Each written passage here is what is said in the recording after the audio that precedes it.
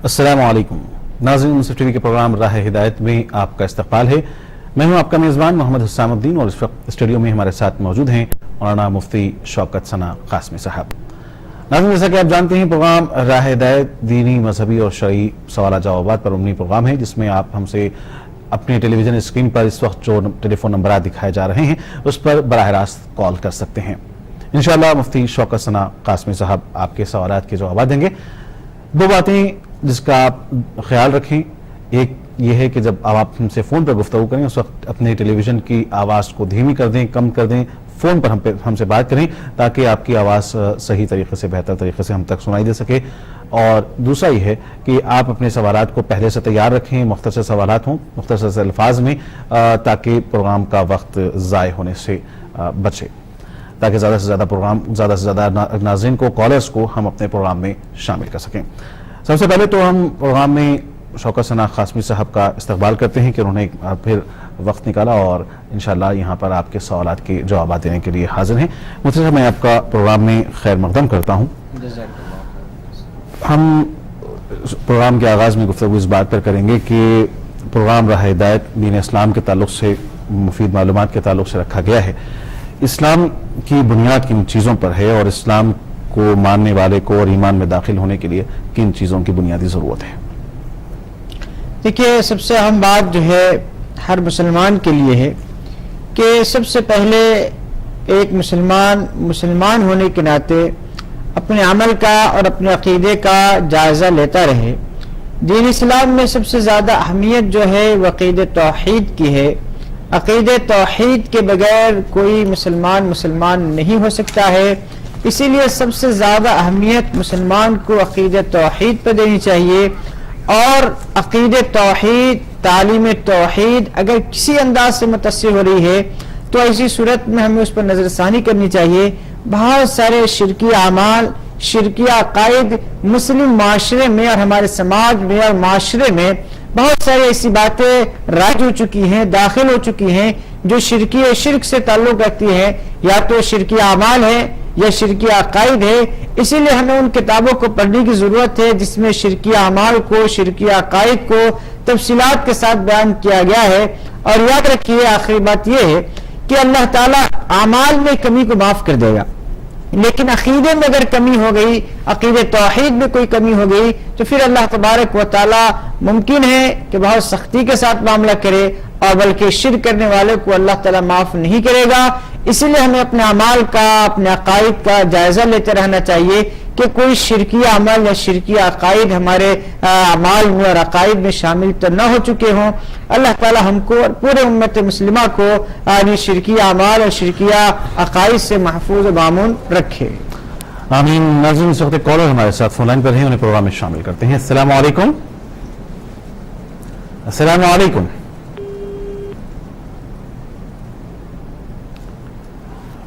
शायद हमारी अस्सलाम वालेकुम। अस्सलाम वालेकुम। मैं निजामाबाद से मोहम्मद अब्दुल लतीफ। हाँ, निजामाबाद से मोहम्मद अब्दुल लतीफ साहब, कुछ आप अपनी आवाज़ को जरा बुलंद कर दें। आपकी आवाज़ धीमी हम तक पहुंच रही है। प्रोग्राम में हम आपका खैर मकदम करते हैं। अब्दुल लतीफ साहब निजामाबाद से आप हमें कॉल कर रहे हैं, फरमाइए क्या सवाल है आज आपका? सवाल ये है, जो अपन नमाज को जाते हैं ना जी, आजकल क्या जर्सी पे पीछे अगर इंसान की फोटो या किसी चील की वो है जी, तो उस पर नमाज हो सकती क्या? उनसे पूछना है मुझे साहब से। जी, और बोलते आप अस्तिना भी रहते, जर्सी छोटी रहती है, उससे कुछ निशान दिखते रहते जानवर के, कुछ ऐसा चील के, जोकर के, तो उससे भी आके लोग नमाज पढ़ ले रहे। जी, ये नमाज दुरुस्त हो सकती क्या? उनसे पूछना था मुझे। जी, बहुत बेहतर। और कोई सवाल है आपका? बहुत बहुत शुक्रिया हमारे साथ जुड़ने, कॉल करने का। एक और कॉलर इस वक्त फोन लाइन पर हमारे साथ हैं। अस्सलाम वालेकुम। हेलो। अस्सलाम वालेकुम। वालेकुम सलाम। जी, प्रोग्राम में आपका खैर मकदम है। आप अपना नाम बताएं, कहाँ से कॉल कर रहे हैं? आदिलाबाद अब्दुल सलीम। आदिलाबाद से अब्दुल सलीम साहब। हाँ। सलीम साहब, प्रोग्राम में आपका इस्तकबाल है, फरमाइए क्या सवाल है? ये अपने तांबे के लोटे से मरीज को जी, पानी ये वो पिलाते, उसको कुछ आया था, लिख के भी रहते उस पे अरबी के जी, प्याले में। जी, जी, जी। कुछ मरीज को कुछ ये होता क्या? कुछ फायदा हो सकता है कि मरीज को? बिल्कुल सही।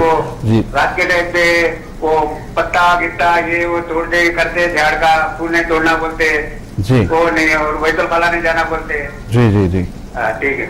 بہت بہت شکریہ عبد السلیم صاحب پروگرام میں کال کرنے کا. انشاءاللہ مفتی صاحب آپ کے سوالات کے جوابات دیں گے. ایک اور کالر اس وقت ہمارے ساتھ فون لائن پر ہیں. السلام علیکم. وعلیکم السلام.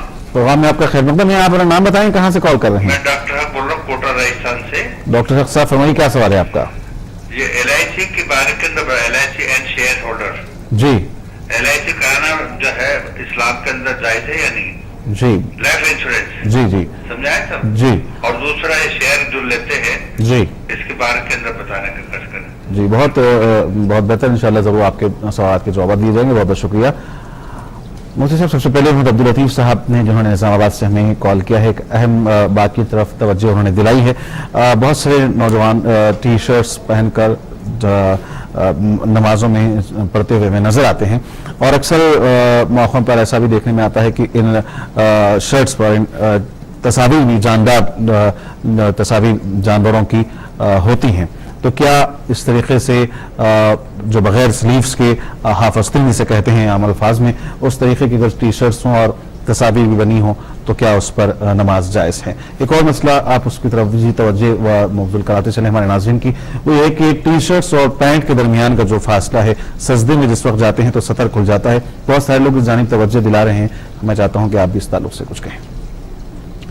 نماز کے وقت خود اللہ تعالیٰ نے فرمایا کہ بنی آدم, اے آدم کی اولاد, خذوا زینتکم عند کل مسجد, کہ مسجد آتے وقت, نماز پڑھتے وقت زیب و زینت اختیار کرو, اچھا لباس استعمال کرو. اسی لیے ہم مسلمانوں کی ذمہ داری ہے کہ نماز پڑھتے وقت بہتر سے بہتر لباس میں ہم نماز پڑھنے کی کوشش کریں. اسی لیے کہ نماز یہ در حقیقت اللہ تبارک و تعالیٰ سے گفتگو کرنا ہے. گویا کہ ہم اللہ کے دربار میں اللہ سے گفتگو کرنے کے لیے جا رہے ہیں, تو ظاہر سی بات ہے ہمارا انداز تو بہت اچھا ہونا چاہیے. آج کل جو صورتحال ہے کہ جو ٹی شرٹ پہن کے نماز پڑھتے ہیں, پہلی بات یہ کہ ہاف آستین میں نماز پڑھنے کو فقہاء نے مکروہ لکھا ہے کہ اس سے نماز میں ثواب کم ہو جاتا ہے. دوسری بات ایسا کہ بہت زیادہ یعنی ٹی شرٹ اگر چھوٹا ہو, اور آج کل جو پینٹ کی صورتحال ہے وہ سب کو معلوم ہے, سجدہ کرتے وقت جب سجدہ میں آدمی جاتا ہے تو ٹی شرٹ اور پینٹ کے درمیان ایک فاصلہ ہو جاتا ہے اور یہ سطر نظر آنے لگتا ہے. ناف سے لے کر گھٹنے تک یہ آدمی کو سطر ہے, اس کا چھپانا لازم و ضروری ہے. اس میں سے اگر کوئی حصہ بھی کھل گیا, 3 مرتبہ سبحان اللہ پڑھنے کے بقدر اگر کھلا رہا تو پھر اس کی نماز ہی نہیں ہوگی. فرض کیجئے اگر کوئی آدمی رکوع میں گیا, سجدہ میں گیا, سجدہ میں جانے کے بعد پینٹ کے اور شرٹ کے درمیان کا حصہ اگر کھلا رہا اور اسی طرح اس نے سجدہ مکمل کیا تو اس کی نماز ہی نہیں ہوگی. کتنے سارے نوجوان ایسے ہیں جو اسی حالت میں نماز پڑھتے ہیں اور یہ سمجھتے ہیں کہ ہم نے نماز پڑھ لی ہے, حالانکہ ان کی نماز نہیں ہوئی.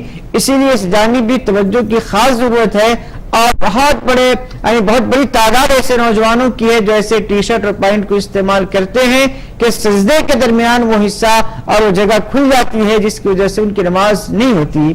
جہاں تک مسئلہ جاندار کی تصویر والی شرٹ کا یا اسی طرح بنیان کا استعمال کرنا, تو پہلی بات تو یہ ہے کہ ایسے کپڑے کا استعمال کرنا کسی مسلمان کے لیے قطعاً مناسب نہیں ہے.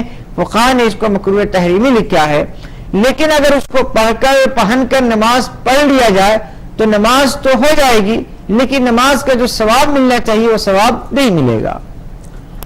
عبد السلیم صاحب نے عادل آباد سے ہمیں کال کیا ہے. ان کا سوال یہ ہے مفتی صاحب کہ عام طور پر مریض کو تانبے کے برتن میں پانی پلایا جاتا ہے دم کروا کر, یا پھر صرف اس میں پانی ڈال کر ہی پلایا جاتا ہے, اور بعض مرتبہ پیتل کے یا تانبے کے برتنوں میں اندرونی طور پر آیت الکرسی یا بعض صورتیں دعائیں وغیرہ لکھی ہوتی ہیں. تو کیا اس طریقے سے عمل سے کیا مریض کو شفا مل سکتی ہے؟ ٹھیک ہے, تانبے کے برتن میں استعمال پانی پینا یا اور دیگر چیزیں پینا طبی لحاظ سے لوگوں نے مفید لکھا ہے کہ بنسبت اسٹیل کے برتن میں پانی پینے یا کھانا کھانے کے تانبے کے برتن میں پانی پیا جائے یا اس کے کھانے میں استعمال کیا جائے تو طبی لحاظ سے مفید ہے, اور اس پر قرآنی آیات لکھ دیا جائے اور کسی نے لکھ کر دیا ہو اور اس نے بتایا ہو کہ اس کے کچھ فوائد ہیں, تو ظاہر سی بات ہے فائدہ ہو سکتا ہے. اس کا مثلا یہ کہ تجربات پر مبنی ہے یا کسی عالم نے کسی عامل نے آپ کو لکھ کر دیا ہے تو اس کو استعمال کر سکتے ہیں. بہر صورت اس میں فائدہ ہوگا اگر انہوں نے اس کی طرف آپ کی توجہ دلائی ہے. عام طور پر اس طریقے کے برتن مارکیٹ میں بھی دستیاب ہوتے ہیں، خود میں نے دیکھا ہے کہ آیت الکرسی کے چھوٹے سے کٹورے ہوتے ہیں، تو کیا واقعی ان کے استعمال سے کچھ فائدہ ہو سکتا ہے؟ دیکھیے قرآن آیت ہے، ظاہر سی بات ہے قرآن کی ایک برکت ہے، اس برکت کی وجہ سے اللہ کی ذات سے امید ہے کہ کچھ نہ کچھ فائدہ انشاءاللہ ضرور ہوگا۔ مولانا عبدالسلیم صاحب کا عادل آباد سے ایک اور سوال یہ ہے، اس سے پہلے بھی اس طریقے کا سوال ہمارے پاس آیا تھا کہ کیا عام طور پر ایسا کہا جاتا ہے گھروں میں کہ رات کے وقت میں جھاڑو نہ لگائی جائے، درختوں کے پتے نہ توڑے جائیں، پھول نہ توڑے جائیں، بیت الخلاء نہ جایا جائے، اس طریقے کی کچھ باتیں کا چلن چل پڑا ہے، تو کیا یہ باتیں صحیح اور درست ہیں؟ دیکھیے ظاہر سی بات ہے ایک آدمی کو بیت الخلاء آنے کی ضرورت ہے تو اس کو یہ پابند تو نہیں کیا جا سکتا ہے کہ رات کو گزر جانے دو، صبح ہوگی تو تم جانا، یہ تو غیر فطری اور غیر ضروری بات ہے۔ بیت الخلاء ضرورت ہے جا سکتے ہیں، اسی طرح اگر پتا توڑنا ہے اس کی ضرورت ہے توڑ سکتے ہیں، غیر ضروری طور سے پتا نہ توڑنا بہتر ہے، اسی لیے کہ شام ہونے کے ساتھ ہی شیاطین پورے روئے زمین پہ پھیل جاتے ہیں، تو ممکن ہے کہ پتا توڑنے کی وجہ سے کسی طرح سے اس کو نقصان پہنچ جائے، شاید اس لیے لوگوں نے منع کیا ہو، ورنہ شرعاً کوئی ممانعت نہیں ہے، شرعاً پتا توڑ سکتے ہیں، بیت الخلاء کو جا سکتے ہیں، جھاڑو لگا سکتے ہیں، ایسا کوئی مسئلہ نہیں ہے۔ ڈاکٹر حق صاحب نے راجستھان سے ہمیں کال کیا ہے، ان کا سوال یہ تھا کہ کیا LIC کی پالیسی لینا درست ہے، اور اسی طریقے سے دوسرا سوال ان کا یہ تھا کہ عام طور پر شیئر مارکیٹ میں شیئر خرید و بیچے جاتے ہیں، تو کیا اس طریقے کی کاروبار میں شراکت کی جا سکتی ہے؟ لائف انشورنس اسلام اس کی اجازت نہیں دیتا ہے کہ انسان اپنی زندگی کا انشورنس کرا لے، یہ اس کی کوئی ضرورت بھی نہیں ہے اور یہ جائز بھی نہیں ہے۔ البتہ اگر کسی نے کرا لیا ہو تو جو وہ قسط ادا کر چکا ہے، یعنی جو رقم وہ ادا کیا ہے وہ رقم لے سکتا ہے، البتہ رقم سے زائد جو سود کی رقم اس کو ملے گی اس رقم کا لینا اس کے لیے جائز نہیں ہوگا، بلکہ اس رقم کو حاصل کرے گا اور حاصل کرنے کے بعد بلا ثواب کی نیت کے غریبوں میں وہ صدقہ کر دے گا۔ حاصل یہ کہ لائف انشورنس کرانے کی گنجائش نہیں ہے، اس کی اجازت نہیں ہے، اس کی کوئی ضرورت نہیں ہے۔ رہا دوسرا مسئلہ شیئر مارکیٹ میں یعنی شیئر خریدنا، تو دیکھیے شیئر مارکیٹ کی جو صورتحال ہے وہ بالکل اوپن ہے، دو طرح کی ہے، بعض کمپنی ایسی ہے جو حلال کاروبار کرتی ہے اور بعض کمپنی ایسی ہے جو بالکل حرام کاروبار کرتی ہے، جیسے کہ شراب کی کمپنی ہے یا خود انشورنس کمپنیوں بھی شیئر خریدتی ہے اور شیئر بیچتی ہے، تو وہ کمپنی جو حلال کاروبار کرتی ہے یا جس کا 60% حلال کاروبار ہو تو ایسی کمپنیوں کا شیئر خریدا جا سکتا ہے، جس کا حرام کاروبار ہے اس کمپنی کا شیئر نہیں خریدا جا سکتا ہے۔ ناظرین اس وقت ایک کالر فون لائن پر ہمارے ساتھ ہیں، انہیں پروگرام میں شامل کرتے ہیں۔ السلام علیکم۔ السلام علیکم۔ وعلیکم السلام، پروگرام میں آپ کا خیر مقدم ہے، آپ اپنا نام بتائیں، کہاں سے، کس مقام سے؟ اسلام آباد سے سید صاحب بات کر رہا ہوں۔ جی صاحب صاحب، پروگرام میں خیر مقدم ہے، فرمائیے کیا سوال ہے؟ صاحب میرا سوال یہ تھا، جی میں واجب نماز کو 3 رکعت نیت باندھ کے 2 رکعت پڑھنے کی گھر کو بھی یاد آ گیا، اب کیا کیا جائے؟ ایک اور مرتبہ اپنا سوال دہرائیں۔ میں عشاء نماز پڑھ لیتی ہے، 3 رکعت واجب نماز پڑھنے کا 2 رکعت پڑھ لیا، میں 3 رکعت کی نیت باندھا، 2 رکعت پڑھنے کی گھر کو آنے پر یاد آیا میرے کو، جی اب میں کیا کروں؟ تو 2 رکعت یعنی کہ آپ نے وتر کی دعا یا تیسری رکعت آپ نے پڑھی ہی نہیں، جی صرف 2 رکعت پر آپ نے نماز کو مکمل کرا۔ جی جی آنے پر گھر میں یاد آ رہی، میں ٹھیک ہے نہیں نیت کرا، جی کیا کروں؟ جی بہت بہتر، بہت اچھا سوال، جی بہت بہت شکریہ۔ انشاءاللہ ضرور مفتی صاحب آپ کے سوال کا جواب دیں گے۔ ایک اور کالر ہمارے ساتھ اس وقت فون لائن پر ہیں۔ السلام علیکم۔ وعلیکم السلام ورحمۃ اللہ وبرکاتہ۔ جی محترم، پروگرام میں آپ کا استقبال کرتے ہیں، اپنا نام بتائیں، کس مقام سے کہاں سے کال کر رہے ہیں؟ میں راجستھان ڈسٹرکٹ ٹونک سے بول رہا ہوں، محمد سعید نام ہے۔ جی سعید صاحب فرمائیے کیا سوال ہے؟ ایک تو یہ ہے کہ فجر کی نماز کے بعد جب قرآن پڑھا جاتا ہے، جب قرآن پڑھتے ہیں ہم، جی تو اس میں کوئی آیت سجدے کی آ جاتی ہے تو کیا سجدہ کر سکتے ہیں اسی وقت ہینڈ ٹو ہینڈ؟ جی بہت بہتر، اچھا سوال۔ دوسرا یہ کہ میت میں لوگ جاتے ہیں جی تو جنازے کی نماز نہیں پڑھتے، یا کبھی جو ہے نماز کا ٹائم ہوتا ہے تو نماز مسجد سے باہر کھڑے ہو جاتے ہیں، پھر جنازے میں بعد میں شریک ہوتے ہیں، اگر کوئی ان سے کہے تو یہ کہتے ہیں ہمارے کپڑے ناپاک ہیں، یا تو ان کو بھی کیا ثواب ملے گا کہ جنازے میں شریک ہونے کا، یہ کیا ہے؟ تیسرا یہ ایک چھوٹا سا تیسرا سوال یہ ہے کہ صدقہ کیا پیسے دے سکتے ہیں کیا صدقے کے، یہ جانوری صفا کر کے دیے جائے؟ صدقے کی کیا صدقے کے پیسے بھی دیے جا سکتے ہیں جانا چاہ رہے ہیں آپ؟ ہاں یہ پیسے بھی دی جا سکتی ہیں، جانوری ذبح کر کے بانٹا جائے جی جی جی بہت بہتر. انشاءاللہ مفتی صاحب ضرور آپ کے سوالات کے جوابات دیں گے. ایک اور کالر اس وقت فون لائن پر ہیں. السلام علیکم. السلام علیکم. ہیلو وعلیکم السلام. السلام علیکم. جی وعلیکم السلام. پروگرام میں آپ کا خیر مقدم ہے. بتائیے کیا سوال ہے آپ کا؟ جی میرا یہ سوال تھا کہ میری ایک سہیلی ہے، اس کے امی جو ہے مطلب ان کا نہ ان کے شوہر ہے نہ ان کے بیٹے ہیں، جی تو وہ کہیں بھی مانگنے جاتے ہیں مطلب جی تو بولتے وہ اللہ جانے وہ کیا بولتے لے کے آتے. تو ان کے ساتھ میں وہ میری سہیلی کے بچے ان لوگ بھی کھاتے ہیں اور وہ بھی میری سہیلی بھی کھاتی ہے. ان کے شوہر ہے، یہ کھانا جائز ہے نہ یہ مطلب ایسا کیا ہے اس بارے میں پوچھنا. جی جی بہت شکریہ. انشاءاللہ ضرور آپ کے سوال کا جواب دیا جائے گا. ایک اور کال اس وقت فون لائن پر ہے. السلام علیکم. جی پروگرام میں آپ کا خیر مقدم کرتے ہیں. فرمائیے کیا سوال ہے آپ کا؟ ہمارا یہ سوال ہے اگر عصر کی نماز پڑھے ظہر کی نماز نہ پڑھے تو عصر کی نماز میں ظہر کی نماز قضا پڑھ سکتے ہیں؟ جی ظہر کا وقت ہو چکا ہے. عصر کی نماز کو آپ کو پڑھنی ہے تو کیا عصر کی نماز کے وقت ظہر کی نماز ادا کی جا سکتی ہے؟ ہاں. اور جی جی ہمارا دوسرا سوال ہے جی کہ پینچے ٹکنے کے نیچے رہے تو جہنم میں جاتے ہیں. پہنچے ٹخنے کے اوپر یہ خواتین کے تعلق سے پوچھ رہی ہیں یا مردوں کے تعلق سے؟ جی انشاءاللہ ٹھیک ہے ضرور انشاءاللہ آپ کے سوال کا جواب دیں گے. بہت بہت شکریہ ہمارے ساتھ جڑنے ہمیں کال کرنے کا. سید اسحاق صاحب نے نظام آباد سے ہمیں کال کیا تھا ویتر کی نماز کے تعلق سے. غالباً آج ہی انہیں مسئلہ پیش آیا ہے کہ ویتر کی نماز کی نیت انہوں نے کی لیکن 2 رکعت نماز پڑھ کر وہ گھر واپس آ گئے. ایسی صورت میں آپ کی وتر کی نماز نہیں ہوئی، آپ دوبارہ پڑھ لیجئے. اس میں ایک اور سوال یہ ہے مفتی صاحب کہ اگر نماز کے بعد کتنی دیر کا وقفہ ہو کہ ہم دوبارہ اگر کوئی غلطی ہم سے وہ سرزد ہوئی ہو تو اسے دوہرا لیں سکے. ہم سلام پھیر کر محترم نے کہا کہ وہ گھر واپس ہو چکے ہیں لیکن اگر وہیں پر سلام پھیرنے کے بعد ہم اٹھے ہوں اور ہمیں اسی وقت یاد آ جائے تو اس وقت ہم کیا کریں؟ اگر سلام پھیرنے کے بعد آپ مسجد میں ہی موجود ہیں اور ابھی بیٹھے ہوئے ہیں یہاں تک کہ آپ کو یاد آیا تو پھر آپ اس وقت پڑھ سکتے ہیں. اثرنو پوری 3 رکعت پڑھنے کی ضرورت نہیں ہے، 1 رکعت پڑھ لیں گے، البتہ آخر میں سجدہ سہو کرنا پڑے گا.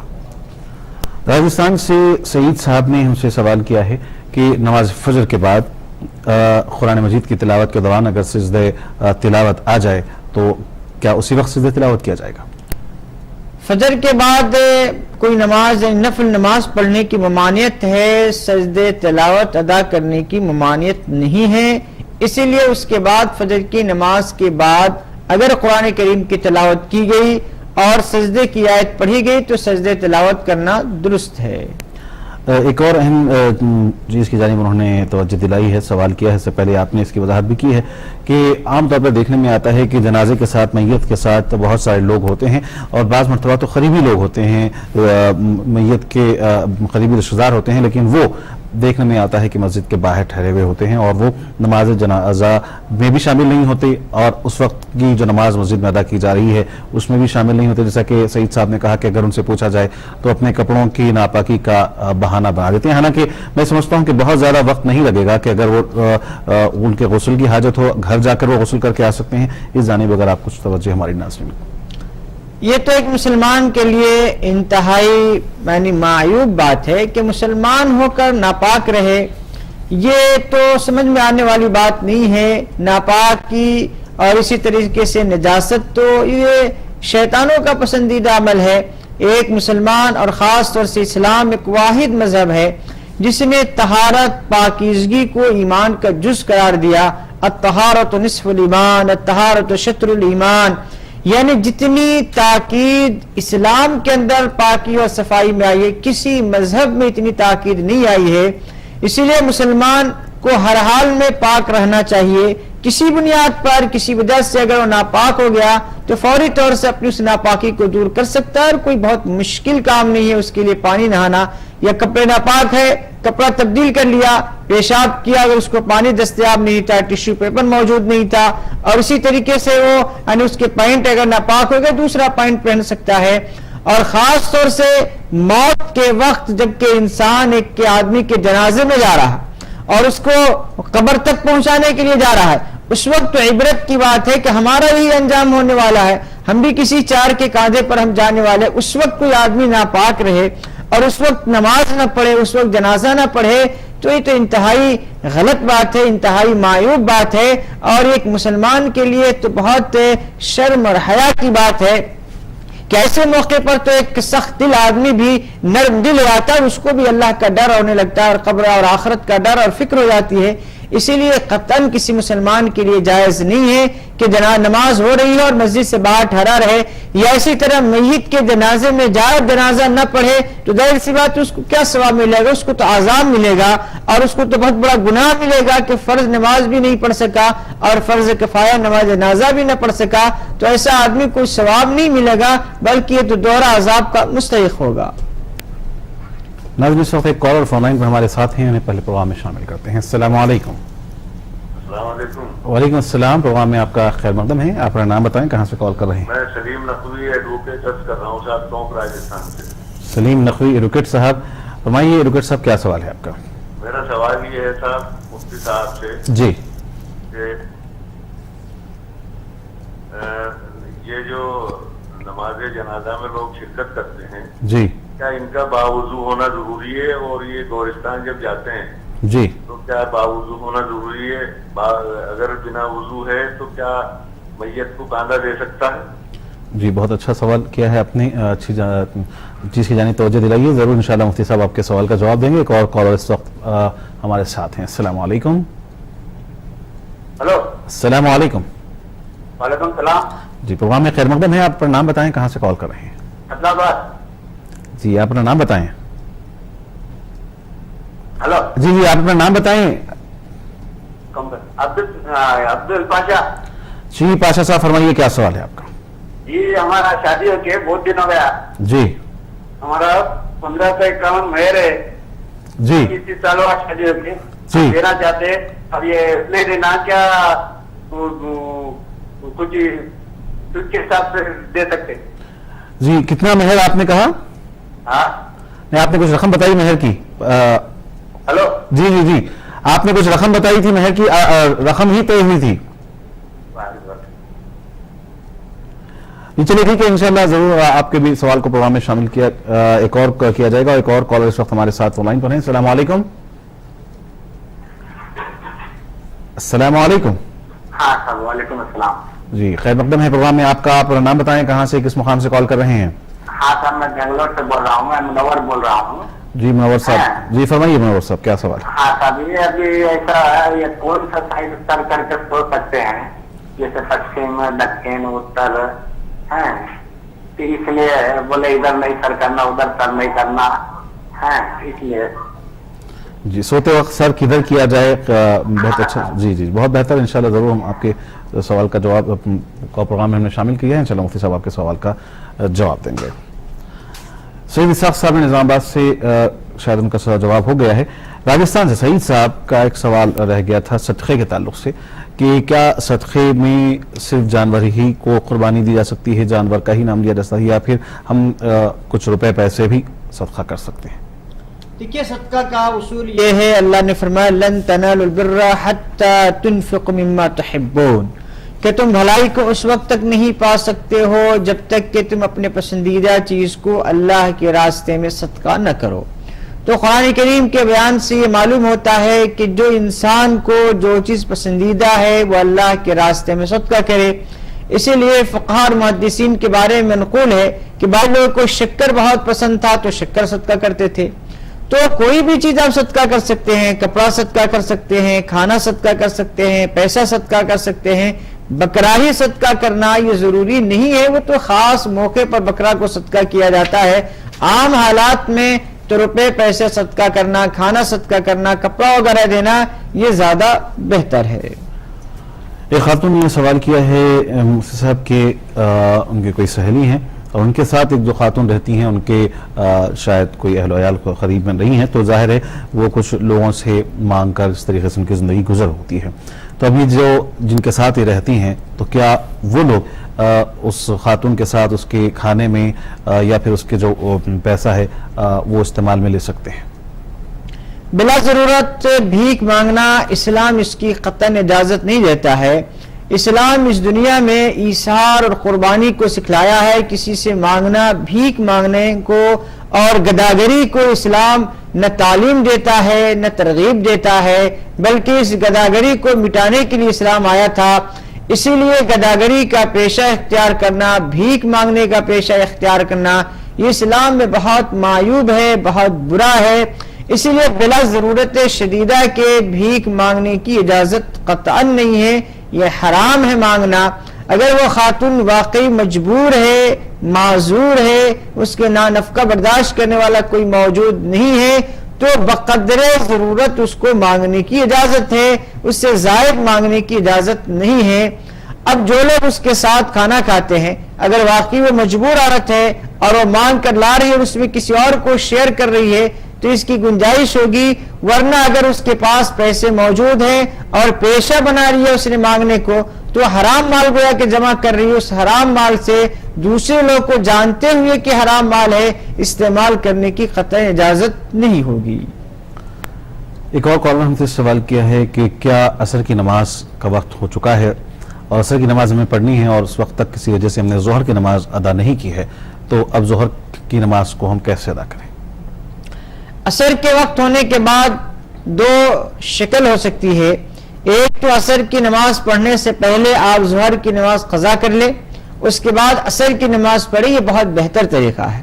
لیکن اگر کوئی آدمی عصر کی نماز کے بعد اگر ظہر کی نماز قضا کرنا چاہتا ہے تو اس کی بھی گنجائش ہے، وہ بھی کر سکتا ہے. لیکن ایسا نہیں کر سکتا ہے کہ عصر کی نماز میں عصر کی بھی نیت کر لے اور ظہر کی قضا کی بھی نیت کر لے، یہ درست نہیں ہے اور ایسا کرنا جائز نہیں ہے. ان کا ہی ایک اور سوال یہ تھا کہ کیا پینٹ ہو یا پاجامہ ہو، کیا اس کا ٹخنوں سے اوپر رہنا ضروری ہے، اور پھر مرد و خواتین کے لیے دونوں میں کیا فرق ہے، یہ بھی بتلا دیں. مردوں کے لیے ٹخنے سے نیچے شلوار کا یا پینٹ کا لٹکانا یہ درست نہیں ہے، جائز نہیں ہے، اس پر سخت وعید آئی ہے احادیث میں. لیکن عورتوں کے لیے ٹخنے سے نیچے پیر تک چھپانا، پیر کو چھپانا بھی جائز ہے. یہ حکم عورتوں کے لیے نہیں ہے، یہ حکم صرف مردوں کے لیے ہے. ناظرین، ایک کالر اس وقت ہمارے ساتھ فون لائن پر ہیں. السلام علیکم. وعلیکم السلام ورحمۃ اللہ. پروگرام میں آپ کا خیر مقدم ہے. اپنا نام بتائیں، کہاں سے کال کر رہے ہیں؟ میں سید اعجاز علی چار مینار سے بول رہا ہوں. جی فرمائیے، کیا سوال ہے؟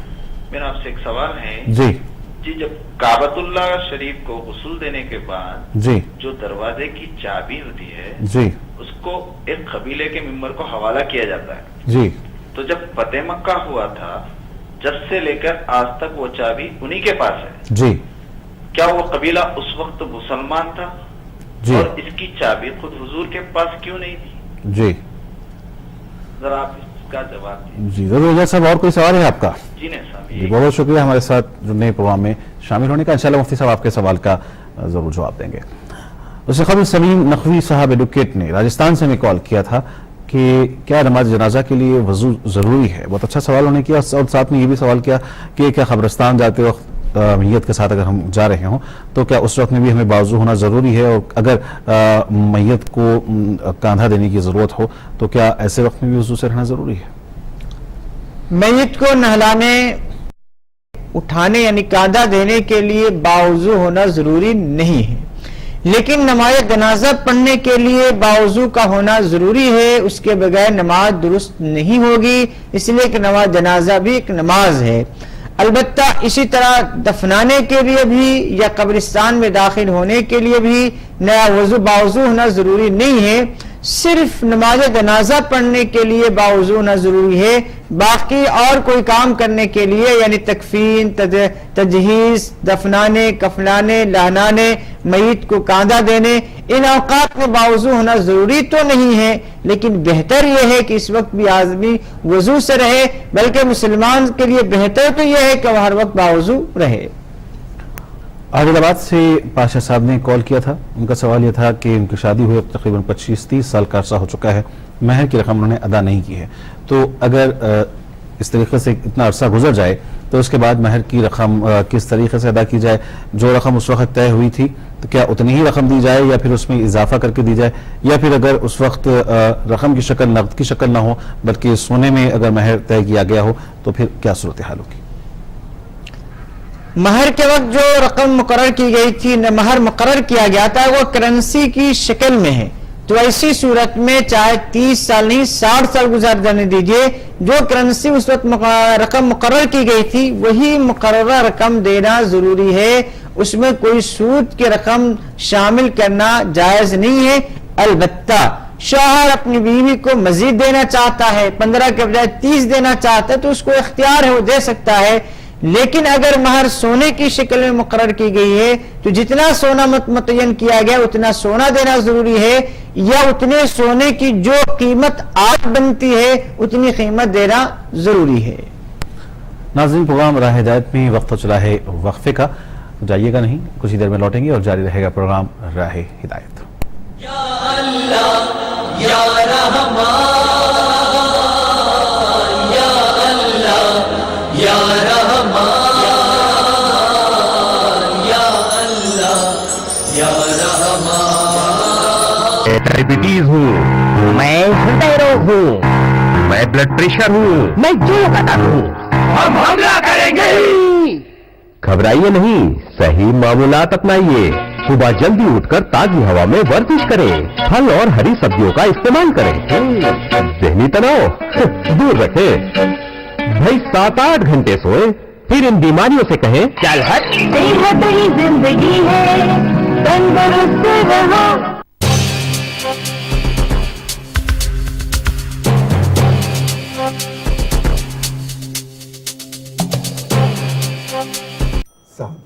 ارے رحمان، آج بینک کیسے؟ تھوڑے پیسے چاہیے تھے صاحب۔ یار جیب خالی نہیں، لون چاہیے تھا۔ بیٹیا کمپیوٹر سینٹر کھولنا چاہتی ہے۔ تو اس کی شادی کرا دے، کہاں لون وون کے چکر میں پڑتا ہے؟ کیوں؟ کیا صرف آپ ہی اکلوتے پڑھے لکھے ہو سکتے ہیں؟ مجھے پتا ہے سرکار ہر الپ سنکھیک کو 5 لاکھ تک کا قرضہ دیتی ہے، اور ہاں بابا کہہ رہے تھے آپ کے 800 روپے باقی ہے، لون کے رقم آ جائے تو کاٹ لینا۔ سرکاری بینکوں دوارا الپ سنکھیکوں کو ملا 1.75 لاکھ کروڑ کی وتیہ سہایتا کا حق۔ کیا آپ نے لیا اپنا حق؟ بھارت کے اس نرمان پہ حق ہے میرا۔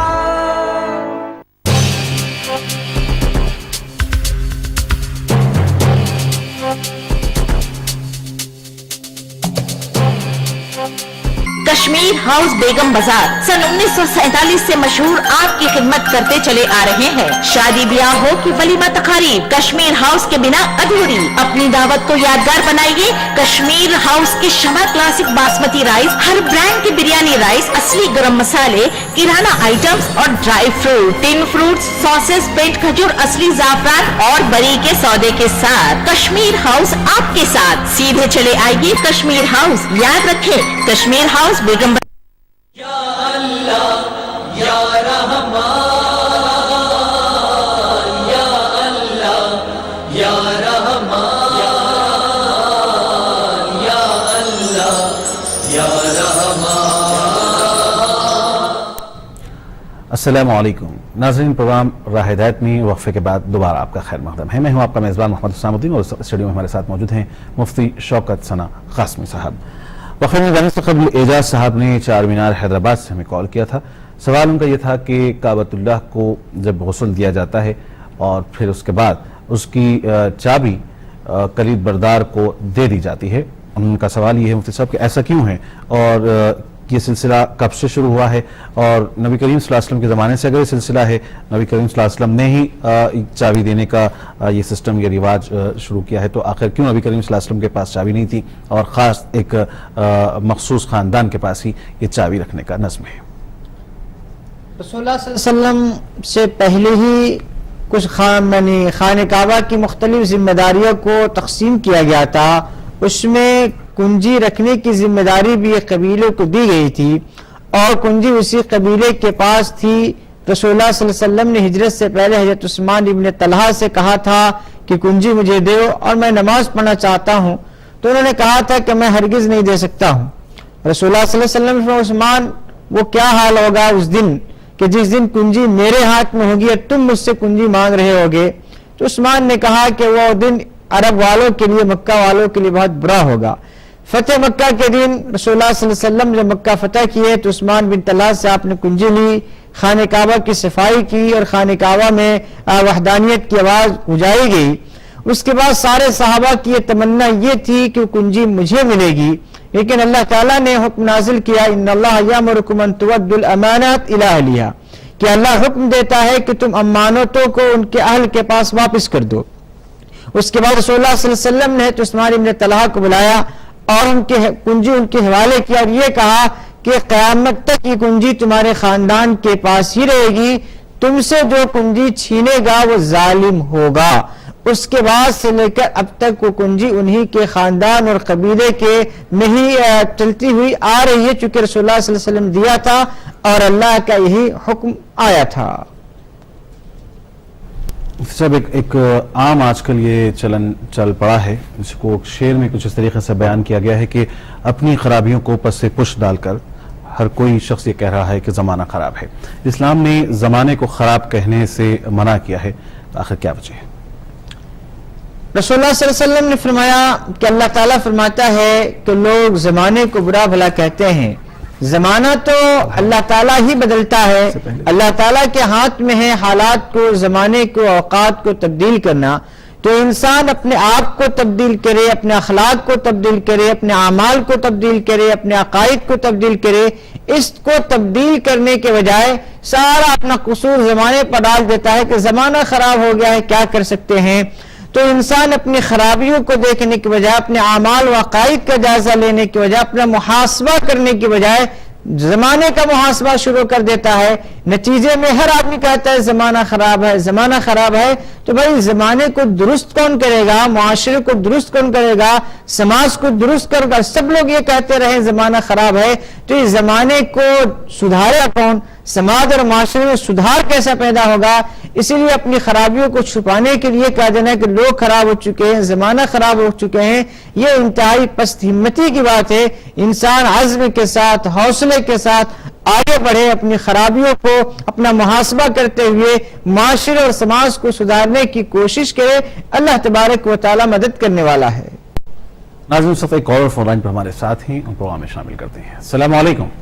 وعلیکم السلام۔ جی محترم اپنا نام بتائیں، کہاں سے کال کر رہے ہیں؟ جی میں محمد عرفان بول رہا ہوں، کشمیر سے بول رہا ہوں۔ جی فرمائیے کیا سوال ہے آپ کا؟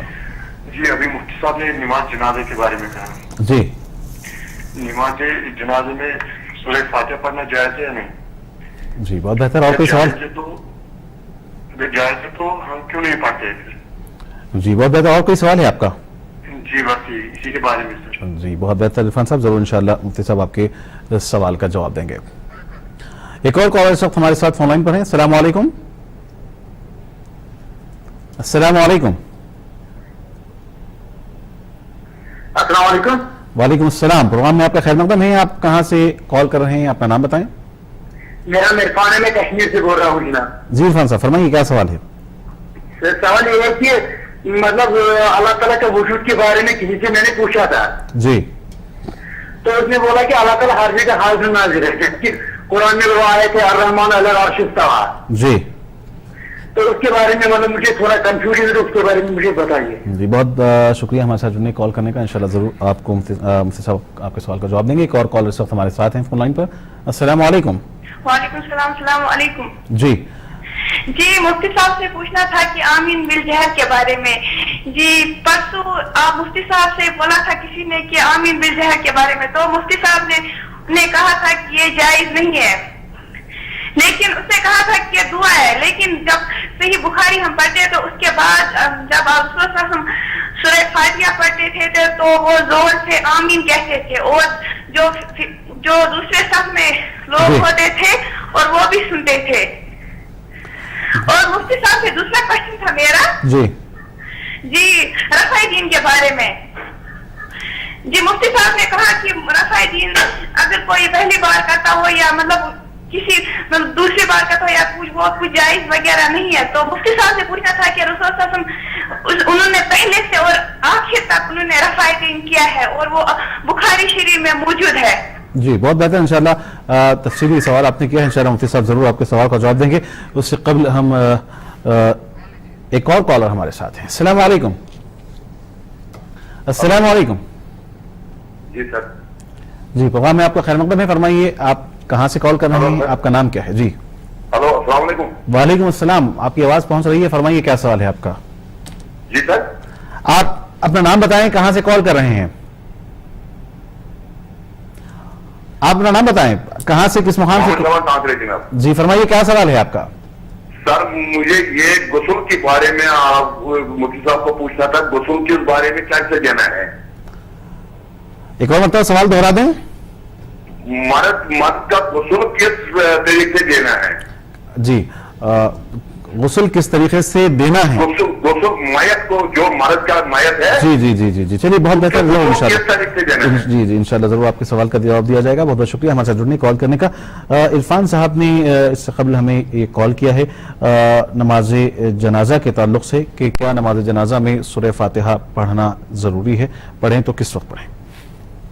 देखिए, नमाज जनाजा दुआ है। नमाज जनाजा को नमाज से थोड़ी बहुत मुशाबहत है, लेकिन हकीकत में वो दुआ है। इसीलिए देखिए उसमें रुकू नहीं है, उसमें सजदा नहीं है, उसमें क़रात नहीं है। और सूरह फातिहा पढ़ी जाती है, उसमें जो नमाज होती है रुकू और सजदे वाली नमाज में, नमाज जनाजा दर हकीकत दुआ है। और दुआ का उसूल ये है कि पहले अल्लाह ताला की तारीफ की जाए, उसके बाद रसूलुल्लाह सल्लल्लाहु अलैहि वसल्लम पे दुरूद व सलाम हो, और उसके बाद इंसान अपनी मुद्दा को, अपनी बात को रखे। नमाज जनाजा की जो तरतीब है कि पहली तकबीर के बाद सना पढ़ते, सना में ये दर हकीकत यानी अल्लाह तबारक व ताला के हम्दो सना है। दूसरी तकबीर के बाद रसूलुल्लाह सल्लल्लाहु अलैहि वसल्लम पे दुरूद भेजते हैं। तीसरी तकबीर के बाद अल्लाहुम्मा अग़फ़िर लिहय्यिना व मय्यितिना व शाहिदिना व गायबिना, जो बाज़ाब्ता जनाजा की जो दुआ है वो दुआ पढ़ते हैं। यही तरीक़ा रसूलुल्लाह सल्लल्लाहु अलैहि वसल्लम ने सिखाया है कि जब भी तुम दुआ करो तो पहले अल्लाह की तारीफ करो, मेरे ऊपर दुरूद भेजो, उसके बाद तुम दुआ करो। तो रसूलुल्लाह सल्लल्लाहु अलैहि वसल्लम ने जो तरीक़ा सिखाया उसी तरीक़े को सामने रखते हुए नमाज जनाजा का ये तरीक़ा मुकर्रर किया गया। इसलिए हम सूरह फातिहा को नहीं पढ़ते हैं, चूँकि सूरह फातिहा पढ़ना क्या रसूलुल्लाह सल्लल्लाहु अलैहि वसल्लम से बाज़ाब्ता किसी सही रवायत में साबित नहीं है। लेकिन कोई आदमी अगर सूरह फातिहा को दुआ की नियत से पढ़ना चाहे तो उसकी पढ़ने की गुंजाइश है।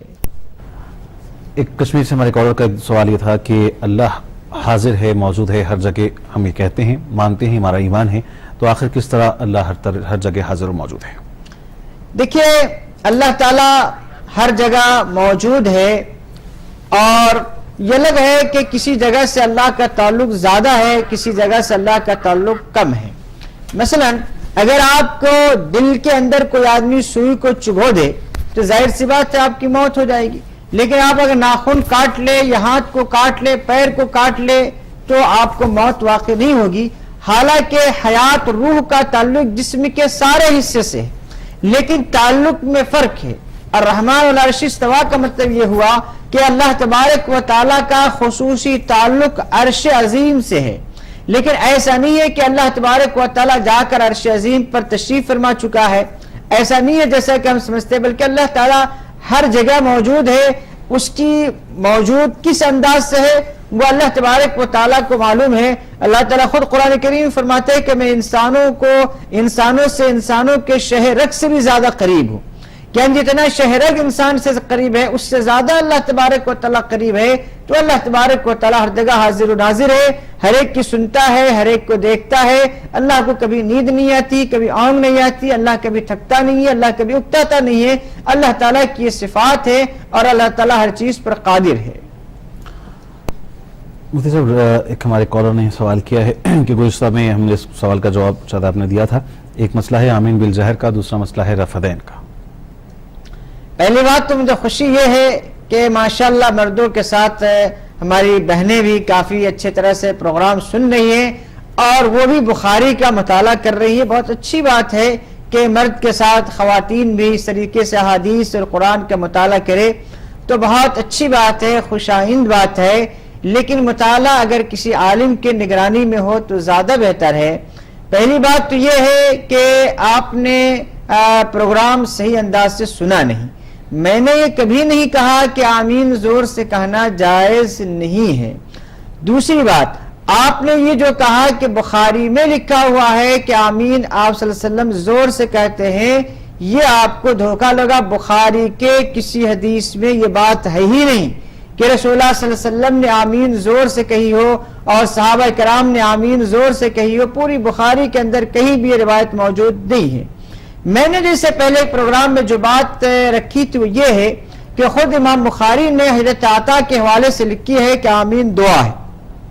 اب دعا کا اصول قرآن میں دیکھیے، جب یہ بات ثابت ہو گئی کہ آمین دعا ہے اور دعا کا اصول اللہ نے فرمایا ادعوا ربکم تضرعا وخفیا کہ تم اپنے رب کو پکارو آہستہ سے گڑا کر.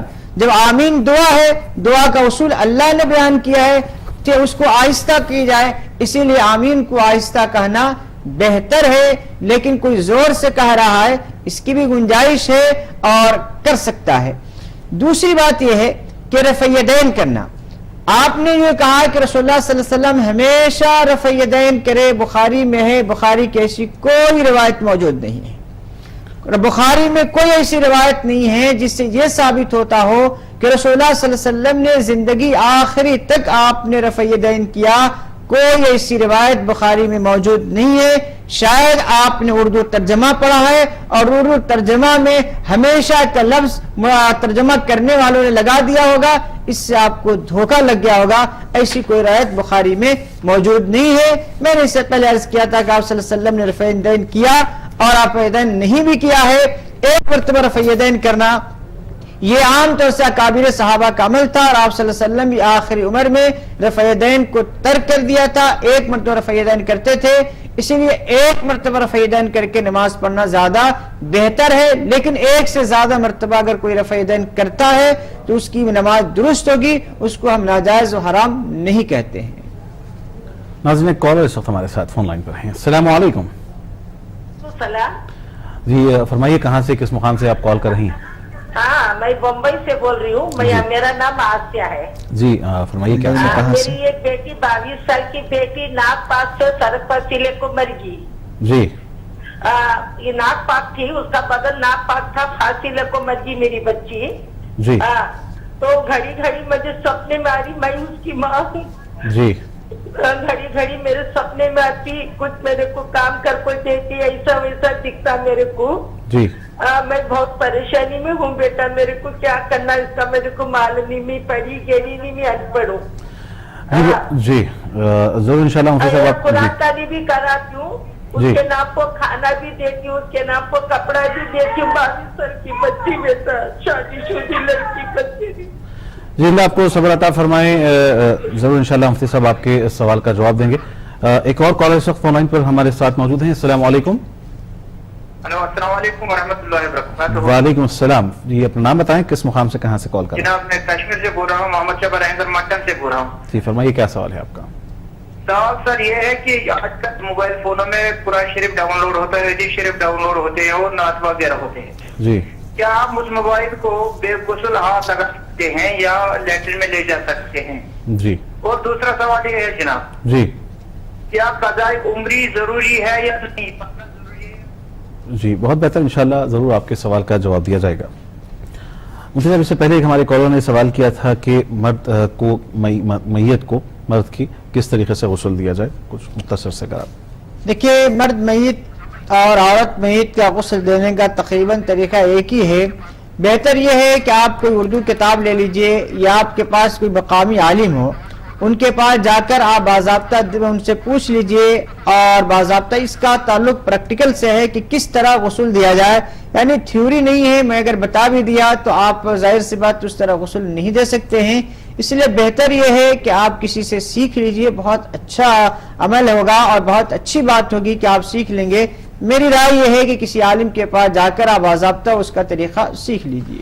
ناظرین پروگرام راہ ہدایت اپنے اختتامی مراحل میں داخل ہو چکا ہے. دو سوالات ہمارے پاس ہیں. مفتی صاحب بمبئی سے بھی آسیہ بہن نے میں سوال کیا تھا، 22 سال 25 سال ان کی نوجوان لڑکی نے پھانسی لے کر خودکشی کر لی ہے اور یہ ان کی خواب میں آتی ہیں. ظاہر ہے ماں بیٹی کا رشتہ ہے، آپ میرے حال انہیں کچھ نصیحت تلقین. خودکشی کرنا حرام ہے اور یہ حرام موت ہے، لیکن اس کی وجہ سے کوئی خودکشی کرنے والا کافر و مرتد نہیں ہوتا. اللہ تعالیٰ اس کو چاہے تو معاف کر دے گا. آپ اپنی بیٹی کے لیے دعا کرتے رہیے، اصالہ ثواب کرتے رہیے. اللہ تعالیٰ سے آپ جیسا آپ ہی رو رہی تھی، اللہ کے پاس اب روئیے طلب کے مانگیے کہ اللہ وہ بالکل نا بے عقل لڑکی تھی، اللہ مر گئی، اسے معاف کر دیجیے. آپ دعا کیجیے، اللہ تعالیٰ ضرور اس کو معاف کر دے گا. ہم بھی دعا کرتے ہیں کہ اللہ تعالیٰ آپ کی بیٹی کے ساتھ خیر و عافیت کا معاملہ کرے. آمین. ناظرین، پروگرام راہ ہدایت کا آج ہم یہیں اختتام ہوتا ہے. وقت ختم ہو چلا ہے. مجھے محمد حسام الدین کو پوری منصف ٹیم کے ساتھ اجازت دیں اور دیکھتے رہیں منصف ٹی وی. یا اللہ یا رحمان